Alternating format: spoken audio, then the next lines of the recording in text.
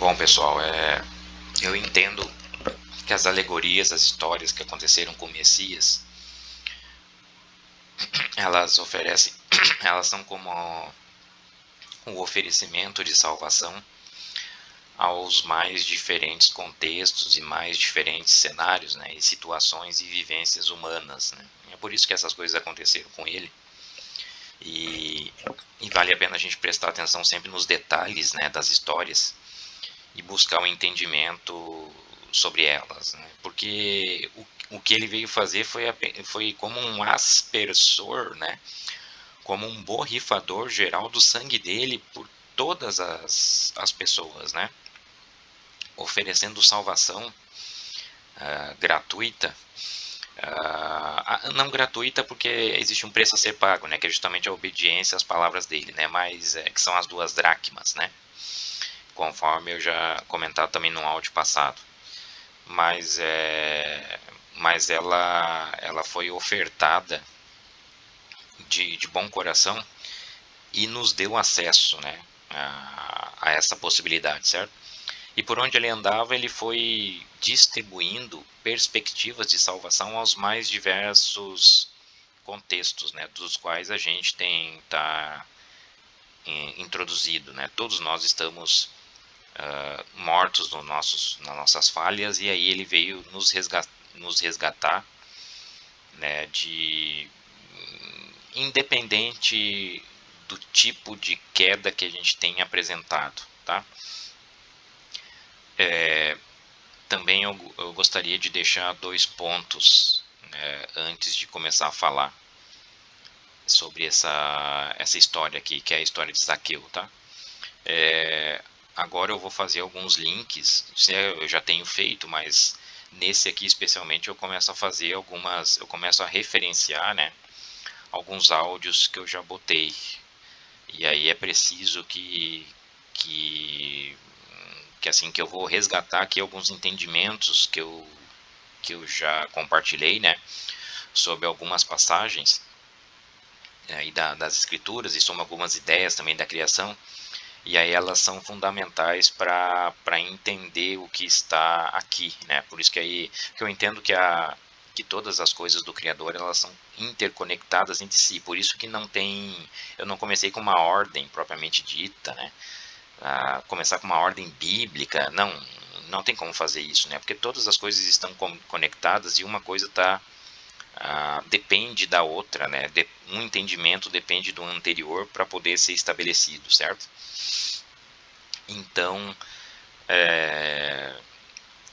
aqui, né, com alguns pontos que estão nessa história, eu preciso resgatar, né, relembrar o significado de cada um deles de acordo com o que eu entendi. E aí o que eu entendi eu já compartilhei nos áudios anteriores. Então, a partir daqui vai ser assim, porque eu preciso, né, que caso alguém não entenda, né, a referência que eu fiz, eu preciso então que vocês voltem ao áudio, né? Eu já tenho deixado um áudio anterior que eu tento me fazer entender sobre aquele determinado assunto, né? Aquele determinado assunto, qual é a maneira que eu entendi, né? Qual é o espírito que eu tenho sobre isso, tá? Então, o outro ponto é que a gente, por isso que de maneira nenhuma a gente pode pré-julgar as pessoas, né? A gente sabe muito bem que o espírito, pelo espírito, pelo entendimento que o Messias nos deixou nas escrituras, né, e eu até já citei isso, é que o pessoal da religião, a religião é montada por homens, tá? Não representa o bom caminho, certo? Representa uma impostação daqueles que roubaram a herança dele, estão se colocando como impostores, tá? Mas, como eu falei no início, né, até mesmo as pessoas que ainda estão dentro da religião, elas ainda têm essa possibilidade de salvação, por algumas histórias que o Messias nos contou, tá? E eu entendo que essa aqui, que é a história dele com Zaqueu, que está lá em Lucas 19, do 1 ao 10, é uma delas, tá? Indo direto ao ponto, tá? Eu entendo que Zaqueu estaria representando quem ainda está dentro da religião, mas está inocente, está enganado, né? Está com boa intenção e ainda não enxergou que faz parte do engano, mas tem boa intenção. Ela está fazendo com sinceridade, realmente achando que tem lutado pelo Criador e que tem rebanhado, né? Pastoreado rebanho, pastoreado pessoas de uma maneira equivocada, claro, mas no íntimo dela, na sinceridade dela, ela acha realmente que está conduzindo as pessoas ao verdadeiro pastor, tá? Então eu entendo que Zaqueu está representando esse tipo de pessoa e, portanto, a salvação também pode chegar até elas, tá? Desde que faça esse arrependimento que Zaqueu também fez, tá? Cumpra esse arrependimento que Zaqueu também fez, esse reconhecimento do erro que Zaqueu fez, e nós vamos ver agora isso, tá? Então, posta essa ideia, vocês me acompanhem aqui na história e vejam se vocês concordam, se os pontos fazem sentido, tá? Eu vou resgatar a história, mas na verdade, outro também asterisco que eu gostaria de deixar, eu já tenho trazido os áudios com entendimento direto das passagens, tá? Eu não gostaria de retomar, reler os escritos, o que está escrito, porque eu penso que a pessoa que tem sede da verdade, ela já deve ter conhecimento dessas histórias, tá? E mesmo eu deixando a referência aqui, que eu chamo de testemunho, né?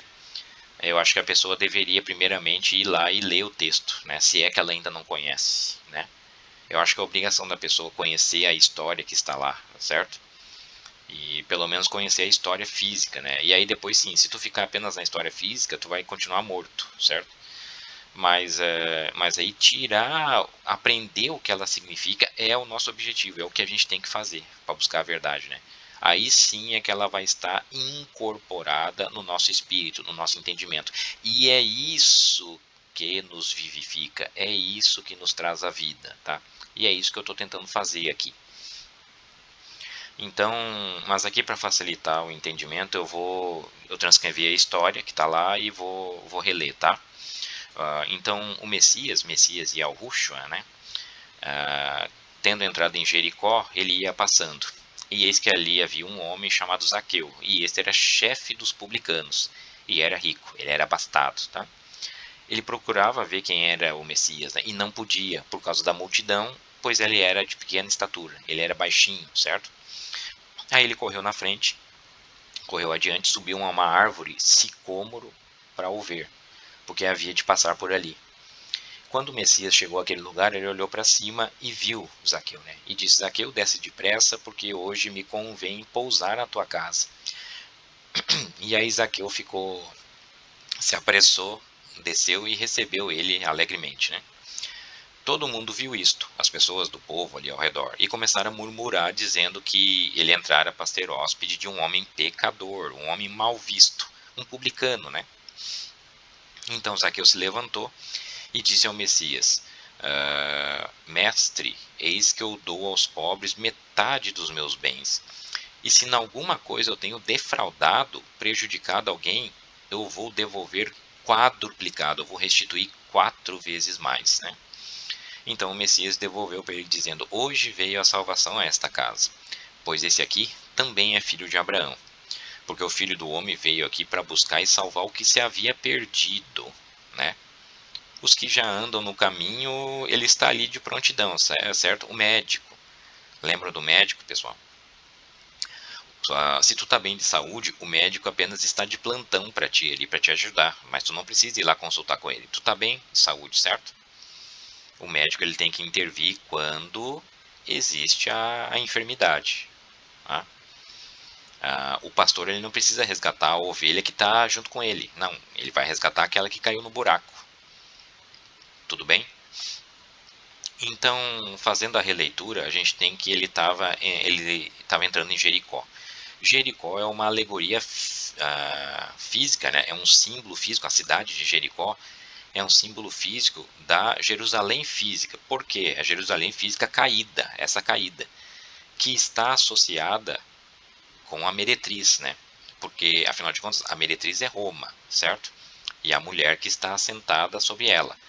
Mas como existe o paralelo até dos 7 montes, né, das 7 cabeças, aos quais Jerusalém física também tem, e como a Jerusalém física também vai cair e também vai se associar atrás de um impostor, né, com Roma, com a besta, né, então elas duas cumprem essa alegoria da cidade caída, né. E como a queda da Babilônia, as duas prefiguram a Babilônia, né, tanto Roma quanto a Jerusalém caída. E como a queda da Babilônia está determinada no Apocalipse naquele padrão de 7 dentro do sétimo, ou seja, os 7 selos, né? E aí dentro do sétimo selo, o sétimo selo se desdobra em 7 trombetas, né? Então primeiro vem 6 selos e o último selo é que é de um desdobramento de mais 7 trombetas, todas executando juízo, né? O que é o juízo? O juízo seria a destruição, né? Vindo do céu da parte do Criador, certo? Da mesma maneira, quando a gente lembra lá como é que caiu Jericó, né? Por isso que eu entendo que ela é uma alegoria, né? É um símbolo disso. Porque Jericó também seguiu esse padrão, né? Primeiro as 6 voltas ao redor da cidade, e na sétima volta, no sétimo dia, aí foram 7 voltas, né? Com as trombetas, e aí o povo bradou, as trombetas tocaram e os muros da cidade caíram. E aí Jericó foi tomada por Israel lá, capitaneada por Josué e Yahushua, o mesmo nome, o filho de Num, certo? E aí naquele contexto lá, Raabe foi poupada, enfim, com o fio escarlate, né, aquela história toda. Também detalhe do fio escarlate que eu gostaria de trazer num áudio em breve aí. O homem chamado Zaqueu, Zaqueu significa justamente puro, justo, inocente, ou seja, ele está inocente. Ele pode estar cometendo um erro, mas isso não está no íntimo do coração dele, ele está fazendo por engano, ele peca por inocência, por ignorância. E o erro por ignorância, né, enquanto for por ignorância, ele está perdoado, né? Ele era publicano, então os publicanos eles eram do povo, mas eles cobravam impostos dos seus conterrâneos para Roma. Por isso que eles eram mal vistos, eles eram vistos como traidores, da mesma maneira que Mateus também era, né? Mateus, o que escreveu as Boas Novas, né? E acabou seguindo, foi um dos 12, né? Seguiu o Messias, né? Eles eram do povo, mas com esse comportamento meio de traidor, eles cobravam os impostos dentre os seus próprios irmãos do povo para Roma, né? Então veja que hoje a gente tem pessoas que possam ser nossos irmãos, que são sinceros na fé, na busca do Messias, assim como a gente é, mas que ainda estão dentro desses lugares, dentro do Egito, a serviço de Roma. Eles estão atuando como serviçais de Roma e cobrando impostos. Estão cobrando impostos das ovelhas, né, dos seus irmãos, para Roma, achando que eles estão fazendo o que é correto. Por que estão achando isso? Porque são inocentes, ainda são ignorantes, são puros, né? Certo? Dentro, onde é que eles habitam? Jericó, a Babilônia, tá? Ele procurava ver quem era o Messias, né? Mas não podia porque ele era de pequena estatura. Aí eu preciso que vocês resgatem a questão dos montes e vales, né? De que os montes são os altivos, né? Podem prefigurar os altivos, mas os vales aqueles humilhados, né? Os abatidos, né? Então, ser de pequena estatura é a ideia oposta aos montes. Os montes são de alta estatura, são elevados, né? Esse aqui é de pequena estatura, ele não é altivo, ele não é arrogante, ele estava fazendo na simplicidade, justamente a simplicidade da inocência e da ignorância, né? Então, justamente por isso ele correu adiante e subiu um sicômoro para ouvir. Eu preciso também que vocês relembrem o sicômoro, que era uma espécie de, assim como o zambujeiro é para a oliveira, né, o sicômoro é para a figueira, ou seja, a figueira é símbolo de Israel, que produz os figos, os piedosos, né, e o sicômoro é uma paráfrase disso, que é uma espécie de figueira brava, ou seja, que é resistente a dar frutos, e os seus frutos ainda são de qualidade inferior. Tanto é que era chamado de figueira de Faraó, ou seja, a figueira que está dentro do Egito. portanto ela traduz uma Israel morta, né? Então Zaqueu, o inocente, né? Ele estava dentro da Babilônia falando para uma Israel morta, certo? Mas ainda estava fazendo em inocência, estava cobrando impostos dos seus próprios irmãos para Roma, para a Babilônia, mas em inocência, em ignorância, tá? Mas aí a ignorância acabou, certo? Porque quando existe o contato com o Messias, a ignorância se encerra, certo? Porque teve contato com a verdade. E a verdade nos ensina e a ignorância termina, né? O povo perecia pela falta do conhecimento das coisas do Criador, certo? Por conta dos sacerdotes que não traziam isso. Isso é o que está lá nos profetas, não é isso? Mas o Messias representa exatamente a plenitude de todo o conhecimento do Criador. Então, quando a gente chega até ele, conhece ele, aí a nossa ignorância vai embora, né? Então, quando o Messias chegou lá e disse: Zaqueu, desce, porque hoje me convém pousar na tua casa, e aí Zaqueu ficou muito alegre e recebeu ele, né? Lembram aí da passagem das mulheres que banharam os pés do Messias com um unguento e que em uma delas os fariseus tinham recebido o Messias em casa e mesmo assim murmuraram contra ele, né? Não aclamaram ele como rei, né? Ao contrário do que as mulheres fizeram, certo? Então os fariseus receberam ele em casa e não o aclamaram como rei, que foi o que aconteceu temporalmente, fisicamente, né? Após essa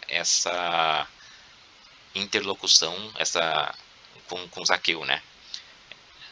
Essa comunicação aqui do Messias com Zaqueu, depois mais adiante ele foi condenado à morte justamente tendo entrado em Jerusalém e na mão dos fariseus, ou seja, os fariseus receberam ele em casa e não o aclamaram como ele, não o conheceram, certo?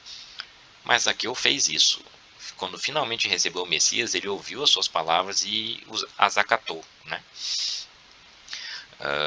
E aí o povo começou a murmurar na volta, né? Mas ele falou que daria aos pobres metade dos seus bens e se tinha defraudado, prejudicado alguém em alguma coisa, ele restituiria 4 vezes mais. Por que o quadruplicado? Né? Primeiro que dar bens aos pobres é uma condição de amor ao próximo. Aí, ou seja, verdadeiramente ele aprendeu o que o Messias queria dele. Né? De acordo com Lucas 18, lá do 18 ao 27. E também resgatando a lei que está em Êxodo 22, a lei dizia que se alguém furtasse uma ovelha e a vendesse, né, ela deveria restituir 4 vezes mais ao dono. Ele deveria, o furtador, né, o ladrão, deveria restituir 4 vezes mais ao dono. Furtar uma ovelha significa o ladrão. Ladrão lá de João 10, certo? Aquele que entrou no aprisco das ovelhas antes do pastor e, portanto, ele é ladrão e salteador. Ele furta as ovelhas do aprisco, certo? E a vendem. Por que a vende? Porque cobra impostos por Roma. Vendia as ovelhas nas mãos de Roma, dos salteadores, certo? Envolvendo dinheiro. Quando ele se deu por conta disso, né, dizendo que se em alguma coisa eu tenho defraudado alguém, eu vou restituir, isso é o techuvá, o arrependimento, o reconhecimento do erro e o arrependimento, certo? Porque fazia em inocência. Zaqueu significa inocente, né? Em ignorância, mas agora a ignorância já não existia mais. Ele estava em contato com o Messias, né? Ele aprendeu da própria boca do Messias. E cumprindo a lei, já que o que esse Zaqueu fazia espiritualmente, ele simbolizava isso que eu entendo que ele simboliza. Era alguém que, apesar da inocência, da ignorância, ele estava furtando uma ovelha do Messias e estava vendendo para Roma, comercializando ela com Roma, tá? E a partir do momento que tu cai em si e reconhece isso, deve restituir 4 vezes mais ao dono. O pagamento é restituir quadruplicado ao dono. O dono da ovelha é o Messias, certo? Ou seja, 4 ovelhas por uma. Que que espiritualmente significa cumprir a lei, né? Ele teria que atender a lei em Êxodo 22, de acordo com o que ele estava fazendo, né? Então essa declaração aqui de restituir 4 vezes mais confirma espiritualmente o que eu acho que Zaqueu representa, tá? E aí o Messias concluiu com que a salvação chegou até ele, porque este também é filho de Abraão, né? É mais um dos salvos, certo? Ele estava perdido e foi salvo. Então, para as pessoas que ainda estão dentro da religião, dentro do Egito, né, sob sicômoros, ou seja, a figueira de Faraó, que não dá frutos, né? Vamos concordar que a figueira que está dentro da religião, ela não produz figos de qualidade, ela não dá frutos, certo?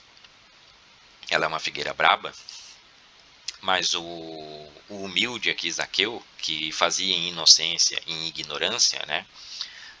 Vendendo ovelhas, roubando as ovelhas e vendendo-as como publicano para Roma, né? Dentro da Babilônia, dentro de Jericó, esses camaradas que ainda fazem isso, eles também têm a porta da salvação ainda aberta. Basta, né, o contato com o Messias e depois o arrependimento, certo? Aí o arrependimento vai ensinar a eles que o amor ao próximo é o que regula tudo, né? E o arrependimento também de restituir 4 vezes mais ainda a ovelha furtada ao verdadeiro dono. O verdadeiro dono é o nosso Salvador, o Messias, né? Essa história eu entendo que ilustra isso, tá? A porta da salvação para os que ainda estão enganados, mas que têm coração bom e sincero no íntimo do seu coração, do seu espírito, tem boa intenção e acha que está fazendo para o verdadeiro Criador dos céus e a terra, né? Essa condição, esse cenário, ele ainda é salvável, e eu entendo que isso foi personificado na história de Zaqueu, lá em Lucas 19, do 1 ao 10, pelo sicômoro, por Jericó, pelo próprio significado do nome Zaqueu, por ser publicano e por ele apelar, né, figurativamente, pela própria restituição que a lei exigia do furto de ovelhas.